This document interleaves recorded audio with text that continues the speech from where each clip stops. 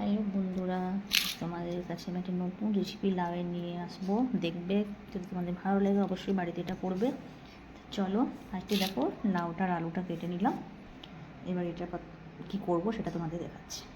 দেখো ফ্রেন্ডস, ফার্স্টে লাউটা আলুটা ভালো করে ধুয়ে নিয়েছি। তারপরে আমি এটা কুকারে দিয়ে দেবো। ওকে, মানে কুকারে আমি দুটো সিটি দিয়ে দেবো, হালকা একটু সেদ্ধ করে নেবো। ফ্রেন্ডস, আমার লাউটা সিদ্ধ হয়ে গেছে। লাউ আর দাঁড়াও চুপ। ফ্রেন্ডস দেখো, আমার লাউ আর আলু সিদ্ধ হয়ে গেছে, সেদ্ধ করা হয়ে গেছে। আর এখানে কী কী নিয়েছি দেখো, নুন, হলুদ, আদা ঘষা, লঙ্কা ঘষা।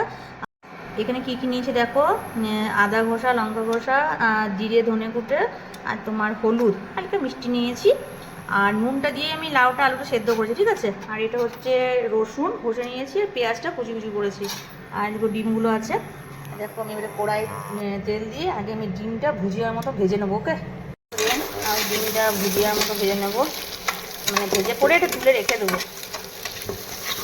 এটা একটা নতুন রেসিপি, তোমরা বাড়িতে বানিয়ে খেয়েও, খুব ভালো লাগে খেতে। আর তোমার কিছু দরকারই হবে না, এটাই গরম গরম ভাতের সাথে দারুণ লাগবে খেতে। এটা আমি ভাগ্নির কাছে শিখেছি, মুনের কাছে। তোমাদের কাছে মুনের বাড়ি গেছিলাম, একটা দেখিয়েছি মুনকে, তোমরা নিশ্চয়ই দেখেছো আমার ভাগ্নিকে। ও এটা করেছিল, খুব সুন্দর খেতে। তো আমি ওর কাছে শিখেছি। আর একটা জিনিস কি, একে অপরের কাছে তো মানুষ শেখে, তাই না? সবাই তো নিজের থেকে সব কিছু শেখে না। তো যাই হোক, ওর কাছে আমি শিখেছি। তোমরা বাড়িতে এটা করবে, খুব সুন্দর খেতে লাগে। ডিম দিয়ে করে আমি এবারে এটাকে রেখে দেবো। ওকে, মানে ঢেলে দেবো। দেখো ফ্রেন্ডস, এবারে আমি কড়াইটাতে তেল দিয়ে দিলাম, আর একটু পাঁচফোড়ন দিলাম। তারপরে হয়ে গেলে তারপরে আমি পেঁয়াজগুলো ভেজে নেব। চলো পেঁয়াজগুলো ভেজে নিই।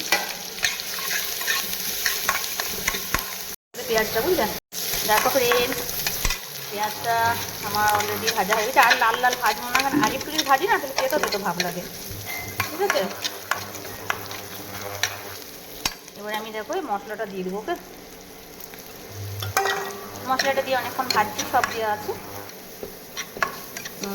মশলাটা দিয়ে ভেজে তারপর আমি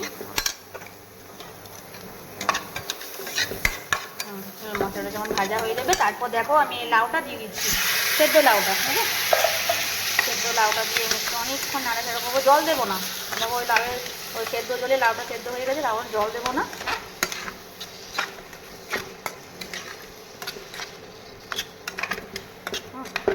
অনেকক্ষণ নাড়াচাড়া করবো। ফ্রেন্ডস, আমার দেখো লাউটা হয়ে গেল। মশলা, যেহেতু মশলাটা ভালো করে ভেজে নিতে হবে, ঠিক আছে। লাউটা দিয়ে একটু হলেই হবে, বেশিক্ষণ করো না।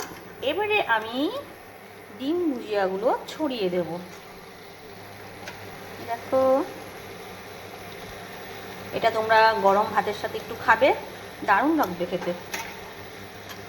ওই আমি ডিম ভুজিয়াটার সাথে অনেকক্ষণ ধরে নাড়াচাড়া করবো। শোনো, আরেকটা কথা তোমাদের কাছে বলতে চাই, তোমরা যদি তোমাদের মনে হয় মিট মশলা দেবো, তো মানে যদি তোমরা দিতে ইচ্ছুক হও দিও। তো আমি দিইনি, মিট মশলা না দিয়ে ভালো লাগে। এই রেসিপিটা তোমাদের কেমন লেগেছে প্লিজ একটু কমেন্ট করে জানাবে। ওকে, আমার হয়ে গেছে, আমার এই রেসিপিটা কমপ্লিট। তোমরা অবশ্যই বাড়িতে বানিও, আর কেমন হয়েছে একটু প্লিজ জানাবে। ভালো লাগলে এই রেসিপিটা একটু প্লিজ কমেন্ট করে জানিও। আর অবশ্যই তোমরা বাড়িতে এটা বানাও। দেখো, মানুষ তো একে অপরের কাছে শেখে, একবার বললাম আবার বলছি। তাহলে শিখে শিখেই তো আমরা সব কিছু জানতে পারি, শিখতে পারি, আমরা সব কিছু করতে পারি, তাই না? শিক্ষা জিনিসটা এমন ছোটো বড়ো না, সবার কাছে তুমি শিখতে পারো। তো যাই হোক, এই রেসিপিটা আমি খেয়েছি বলে বলছি, আমরা খেয়েছি, খুব ভালো হয়েছে। তোমরা একটু খাবে, আর ঠান্ডা ভাতে খাবে না, একটু গরম ভাতে খাবে। গরম ভাতে খেলেও ভালো লাগবে। ওকে, বাই, টাটা। এই রেসিপিটা হচ্ছে ডিম দিয়ে লাউয়ের ঘন্ট। আর তুমি যদি পারো, মানে তোমরা যদি পারো, তাহলে একটু ধনেপাতা ছড়িয়ে দিবে। এবং ধনেপাতা ছড়িয়ে দিলে একটু টেস্ট হয়। তা আমাদের বাড়িতে ধনেপাতা কেউ খায় না বলে আমি ধনেপাতাটা দিচ্ছি না, তো তোমরা দিতে পারো। বাই, কেমন হয়েছে প্লিজ একটু জানাবে।